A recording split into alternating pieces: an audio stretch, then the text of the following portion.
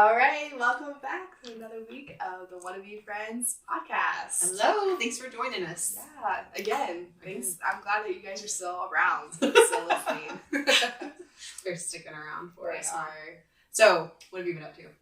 Oh man, all the things. I feel like we're kind of like in that season of homeschooling where we're just grinding, we're just trying to get to the finish line. You see how much of your curriculum is left? Yeah, that's exactly. We're like, we have less than 2 months. And we're supposed to be at 120 by May.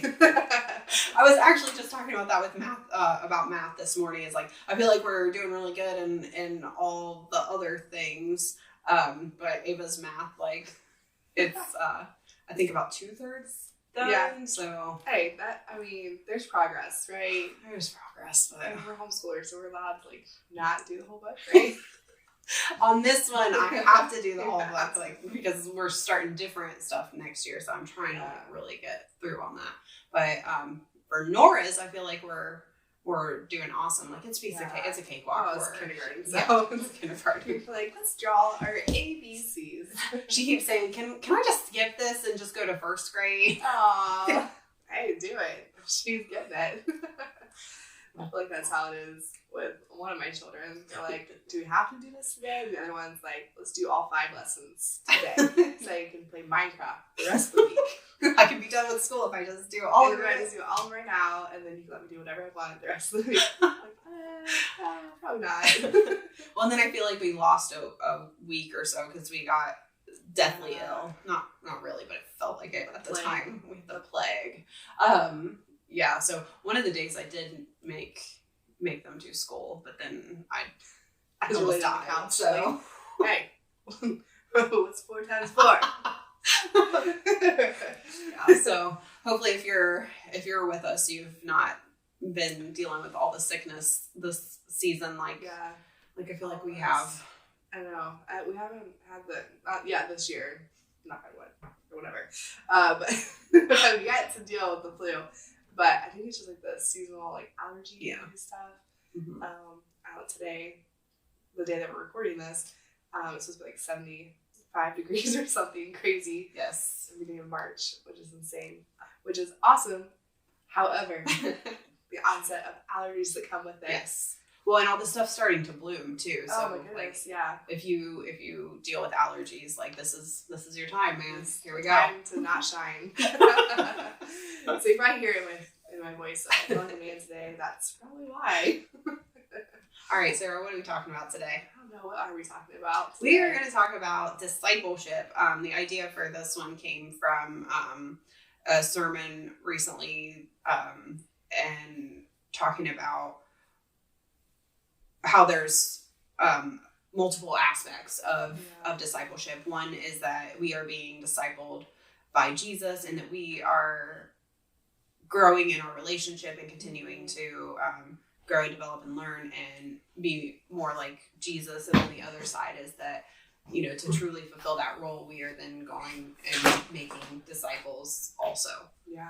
So it's really good because I think it's fun that the month that we launched the Wanna Be Friends podcast, we actually were just in a series called Got Friends. How weird was that? At our church, which was kind of funny, and they weren't like coordinated whatsoever. Not it was at all. just kind of like, okay, the Holy Spirit is really wanting us to really kind of hone in on relationships and friendships and what that looks like and stuff. So, Pastor Shane touching on the idea of discipleship and stuff, even in the context of friendships, I think was really, really cool. Because I look at the friendships in my life and how I'm like, okay, how can I be wise in with my time and energy and efforts? Like, how can I best disciple those around me and disciple the ones I'm close with and stuff? And I think the best example of that, is looking at Jesus' life and ministry, and like how did he treat his friends, his people, the people in his circle, and people that worked with him, broke bread with him. How did he treat them? And it really came through relationships and friendships. And some of those friendships were deeper, and they were more connected than the rest of them. And I think that's okay too. But just looking at his life and how he really modeled discipleship was just living and eating and breathing with these people. Yeah, just constant relationship. It's he was just constantly in relationship with those around him, and we get to see how that looked when we read the Gospels and when we read about that. So then we can go and then kind of try to mimic that with those around us. And it's really easy, I think, to like talk about our children when we talk about discipleship. That's just the default, like in my head when I think about it's a form of discipleship, right? But it's the easy one, I think. But like then when you talk about or when you kind of think of the other aspects of where should I be or where am I discipling others outside of my home, you should look to your friend circle and the people that you surround yourself with, and if they are in your life and you have a relationship with God, you should probably be trying to disciple in some way or be discipled by. Like it's and I don't think that that's like all inclusive, because you might have people in your life who aren't believers or whatever, but so you don't necessarily disciple them because they may not allow it, but you can always like be a role model, I think, in how you act and plant those seeds. Yeah, right. I've heard that all the time growing up. It's like, your words can be seeds, your actions can be seeds, and we're not ever going to see the fruition of those seeds. We're never going to see them. And they may not flourish for a long time. They can come out later in their life, whatever. But like just those little moments and stuff. Plant those seeds. Yeah, for sure. And so I think that like the go-to is our children, and we could talk about all the ways that we are trying to disciple them daily and just our walk. Really, with that, trying to just be a daily example of Christ, and definitely fail a lot at that. No way. I just don't see Jesus like going off the rails and like Hulk smashing everything. Not that I do that, but I mean, he kind of did in the temple when he didn't have such great intentions. But when we look at the life of Jesus, we see that one scenario where he just kind of lost it. Whereas me, I probably lose it once daily. At least, at a minimum. But no, just trying to model Jesus to them in all the ways, like forgiving others and just the constant reminder that we need that Savior because we are not perfect within ourselves. One of the things that we've been dealing with Nora about lately is like she's really developing that sense of right and wrong. Okay. Yeah. And with that, which I have not experienced this with Ava, but with that development of that sense of right and wrong has come a lot of confessions of like, when I was 3, I did this, or when I was 4, I did this, or just this past, when I was 5, I did this. And like all of these confessions are coming out of all these things that she did that now she realizes are wrong. She can go back and pinpoint those things. But it's like very shameful. Like she's very like she's experiencing a lot of shame about these things when I'm trying. But my role is to remind her that you made a mistake. Mm-hmm. You didn't know some of these things. Like you were 3, you didn't even know, or 4. Like you just had no sense of right or wrong in it. Yeah. And while now you can look back and see that was not correct behavior, now we just learn from that. We don't have to sit in that shame. We don't have to, Jesus forgave us of all of this. So the Bible tells us, his word tells us not to live in that shame and to just accept that forgiveness. So that's one of the things that I've really been trying to kind of disciple her on, is like not just getting stuck in that shame. Yeah. Because that is a very common thing, and with her mindset, I feel like she could. So just discipling her in that way in this season, and trying to show her that his love and his grace are sufficient for us. Absolutely. That's kind of one of the things that we've been working on. And then the other thing is that, like, I always want to try with my friends when they reach out to me about certain situations, I always want to try and, like, model the behavior of Jesus or direct them and guide them in a way that would honor God. And that has been more, I think, of a learning curve for me, because sometimes, like, if a friend comes to me and they're, venting about something, what's your go-to? Yeah. Like, I'm going to rage with you. Like, right. Let me... Sometimes speaking the truth to someone in that moment isn't quite what they're wanting from you. And so, like, someone's just raging about whatever, and you're just like, what's the Bible say about this? What do you think God is leading your heart towards? That's not always easy to say. To be like, yes, you should get revenge. I'm there with you. I am so mad about this for you. Yeah.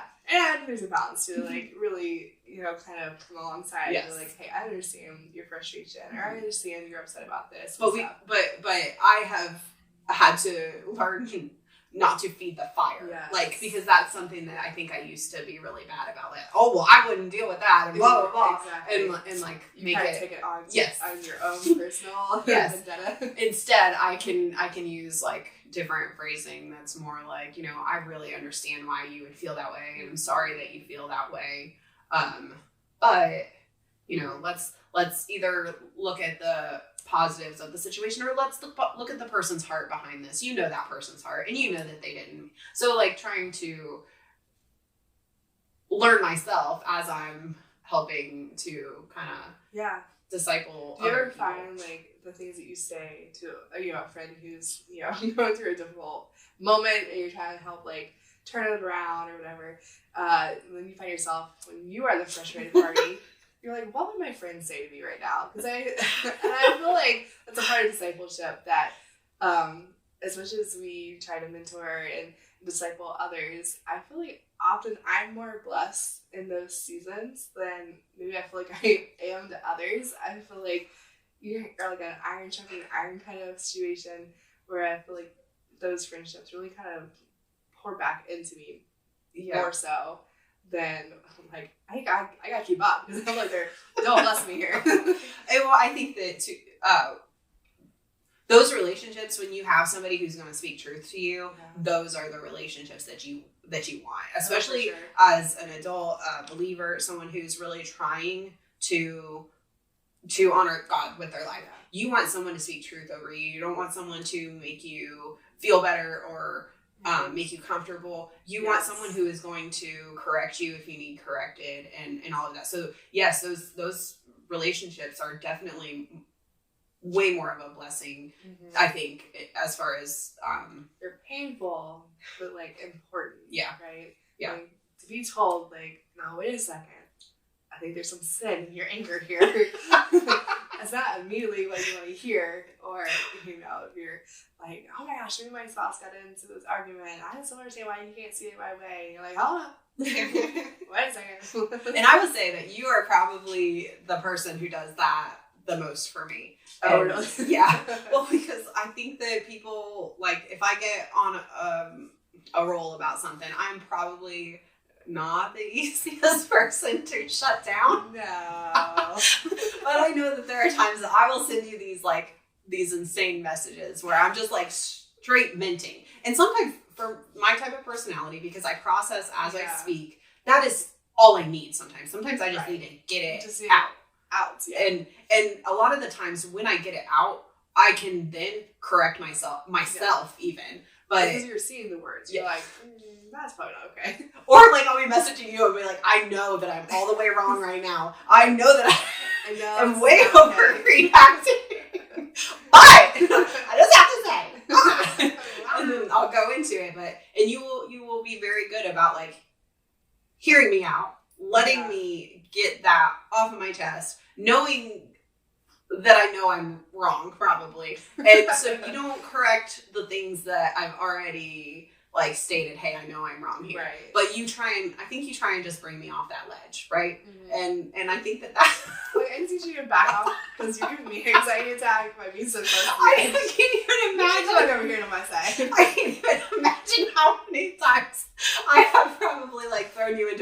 a panic attack because you get this like massive message to come up on your phone, or you look at your watch and you're like, oh god, I don't even know how to handle this right now. The worst is when I'm like 100 miles away or hundreds of miles away. I'm like, she is gonna like go off the cliff here, and I am all the way on the other side of the country right now. I can't get to you. Please listen to my words. Come back to me. And I don't know. There have probably just been a handful of times where I've gotten your overwhelmed messages, and I feel like that is very disproportionate in our relationship. And that is where like you are one of my mentors. It's because you're so much older than me. So much older. That's what got me. But you are one of my mentors, and like then I feel like there are other people that are kind of who I try to be more of the mentor to, but like I still feel like I probably mentor you sometimes. Absolutely, 100%. No, because like as much you learn from me what not to do. Exactly. So you just teach me all the things that I should not do. I'm like, oh god. Now I know how to live my life. No, but like you are bold in being able to speak the truth and say exactly how things are sometimes, even when I'm so, as much as I can, I feel like I see both sides of all the arguments in the world. Like people go on tangents and I'm like, I can see the both sides, and I don't think either of you are right. And but there are a lot of times that I'm stuck in my own brain and I can't see the other side, and so you've always been very bold to speak like, no, I think that maybe you just are choosing not to see it this way, or maybe your stubbornness is just kind of in the way here. And I appreciate that because I need someone that's going to just, be bold in how they speak to me and stuff. And I'm a very black and white person. Like, I just need you to say exactly how it is you feel and how exactly you want something or what you're expecting from me. Like, I can't deal with the whole like trying to guess. Mm-mm. What do you want from me? Like, what do you want from our friendship? That's too much. I just need you to say it. Like, just tell me exactly how it is. And so that's probably why I am married to the person I'm married, and that's why I'm friends with people like you, because you guys have no problem saying exactly how you feel. Because funnily, is that a word? Funnily? Like what? Like The funnel? No. F-U-N-N-I-L-Y. Is that a word? No, I don't think so. What do you mean by that? Like Finally? like funny. Oh, funnily. Is that a word? Well, no. I'm crying, sorry. A moment. Is that a word? Funnily. I don't I'm know. Googling this right now because I need to know. I'm watching the Funnily. beginning of the end here. Oh, I'm crying. I thought you were saying It is a word. Okay. funnel. Like In a that. strange or amusing way. So Okay. funnily. Funnily, okay. But I was thinking like funnel. Like okay, I even said it right. Okay. Funnily. I can't hear it. The sciences are blocking my ability to understand words today. Anyways, I'm glad it was a word. That makes me I'm glad you're right. feel better. But funnily, I don't even know what we were saying. Enough. Funnily enough. There we go. I have lost You all train of thought at this point. I think that we were saying that funnily, it's gone. It's The gone. thought's gone. It's okay. moving on. Anyways, come back next week for us to get back on our thought process. You were making fun of me for my notes. Yeah, your notes were a good idea. I was listening to Amy Gannett, and she was talking with, I think her name is Christine Saunders. I know the last name is Saunders. I can't remember the first name. But they were talking about discipleship in relationships, and Saunders was saying the three key things of Jesus' ministry and the way that he discipled people was that he educated them, he had relationships with them, and he held them accountable. And I think along with what we were saying, like speaking truth to each other, and which is not always easy, but like keeping people accountable isn't always easy. I can only imagine how Jesus felt trying to keep these 12 men in line who were all from different walks of life. Some were very hated, some were just not known, some were just came out of nowhere. You're like, who are these guys? How did you enter the story? Because your family is no one or whatever. I think we all can like find ourselves in one of the disciples. like our story can really relate to one of them. But he held them accountable. He loved them so deeply that he knew that once he his ministry was done here on earth, and he would return to reign back in heaven with God. He was like, these men are going to ultimately change the course of history, and are going to impact generations and generations and generations. Do I love them enough, to leave them as they are now, or do I challenge them and spur them on towards, the greater goal? And that's just to make Jesus known, all over the world. And so I think that's something I'm always trying to think is, am I doing my due diligence? Am I loving people well by how I react when they're a little out of line, or they're doing something that's not walking according to God's will and or according to His word? And I can do something as small as, you tend to lean towards gossip a little bit, like when we talk, or hey, I noticed you've been acting a little flirty around, maybe there was some outside of the lines of your marriage, or just saying those and those are probably extreme situations, but those are uncomfortable situations, uncomfortable conversations to have. But I think if you're walking a relationship with someone, it opens up that ability to say those things a little easier.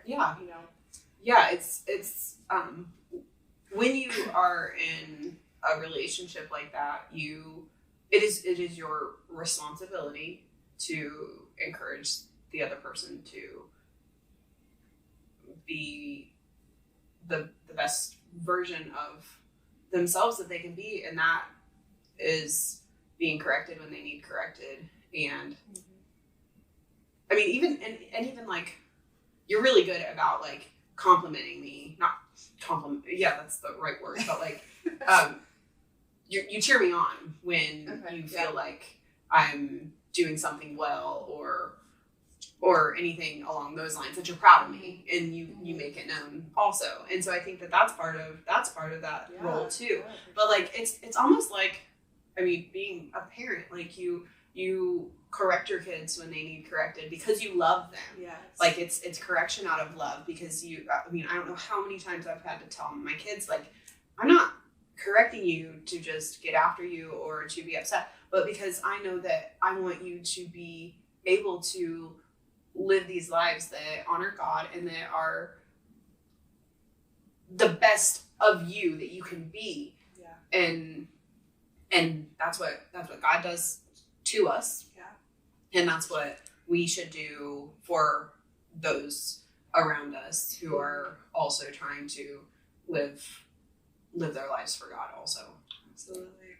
Hey, this was such a great discussion, and maybe we'll have some more of these, and maybe think about our words a little bit before we. I said a correct word, Sarah. Say it correctly. I just was not processing.